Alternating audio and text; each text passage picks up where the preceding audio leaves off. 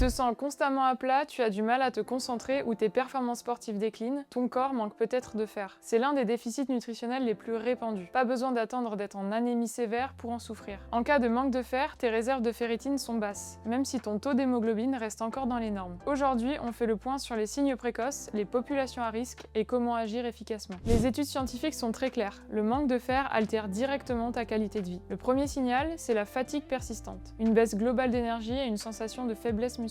Chez les sportifs, on peut remarquer une baisse de performance. Sur le plan cérébral, ça se traduit par des difficultés de concentration, une baisse de la mémoire et des performances cognitives. Chez les femmes, la littérature scientifique suggère même un lien direct entre la carence et des scores de santé mentale plus faibles, avec une augmentation des symptômes anxio-dépressifs et de la fatigue mentale. Sur le plan neurologique, cela peut aussi déclencher le syndrome des jambes sans repos. C'est un trouble neurologique qui provoque un besoin irrépressible de bouger les jambes déclenché par des sensations désagréables comme des picotements ou des tiraillements. Elles apparaissent au repos principalement, le soir et la nuit et sont soulagées temporairement par le mouvement. Le manque de fer concerne en priorité les femmes en raison des pertes de sang liées aux règles, les femmes enceintes en raison de l'augmentation des besoins en fer pendant la grossesse, mais aussi les sportifs d'endurance, les enfants et adolescents en pleine croissance, les végétariens et véganes et les personnes souffrant de maladies inflammatoires chroniques. Si tu ne fais rien, la carence progresse et se transforme en anémie fériprive. Ton corps ne parvient plus à fabriquer assez de globules rouges, le transport de l'oxygène dans ton corps est impacté et les symptômes cardio-respiratoires apparaissent. Pâleur, essoufflement au moindre effort, palpitations ou tachycardie. Dès les premiers symptômes du manque de fer, il ne faut pas attendre et consulter rapidement. Un manque de fer peut être lié à des apports insuffisants, des pertes augmentées ou une absorption intestinale diminuée. Comment réagir en pratique? Tout commence dans ton assiette en combinant intelligemment l'une ou les deux sources de fer disponibles. Le fer d'origine animale héminique, présent dans la viande rouge, les abats ou les fruits de mer, son grand avantage est sa haute biodisponibilité. Il est absorbé à hauteur de 15 à 35%. C'est un coup de pouce rapide et efficace pour remonter ses taux, à condition de le consommer avec modération pour respecter les recommandations de santé. Le fer d'origine végétale, non héminique, présent dans les lentilles, les épinards ou les oléagineux. Son avantage est qu'il peut être consommé en toute sécurité au quotidien, même s'il est moins bien assimilé au départ, 2 à 10%. En cas de consommation régulière, l'organisme s'adapte et augmente naturellement son taux d'absorption. Pour optimiser son absorption, associe-le toujours à de la vitamine C, un filet de jus de citron ou du persil frais, et évite le thé ou le café pendant le repas. Si l'alimentation ne suffit pas, la supplémentation est très efficace. Tourne-toi vers une forme hautement assimilable et très bien tolérée au niveau digestif, comme le fer-bisglycinate. C'est une forme chélatée liée à de la glycine qui évite les maux d'estomac et la constipation souvent associée au sel de fer classique. Une consultation médicale reste indispensable afin d'obtenir une supplémentation en fer sûre, efficace et parfaitement adaptée à tes besoins après un dosage sanguin précis. L'automédication est à proscrire absolument en raison des dangers d'un excès de fer qui peut être toxique pour les organes et génère un stress oxydatif néfaste pour l'organisme. En résumé, si tu souffres de fatigue persistante, de baisse de concentration et que tes performances sportives déclinent, c'est peut-être un manque de fer. Parle-en à ton médecin pour faire un bilan sanguin complet. Et toi, tu es attentif à ton taux de fer? Dis-le moi en commentaire. Si la vidéo t'a aidé à y voir plus clair, n'hésite pas à liker et abonne-toi pour ne rater aucun décryptage nutrition santé.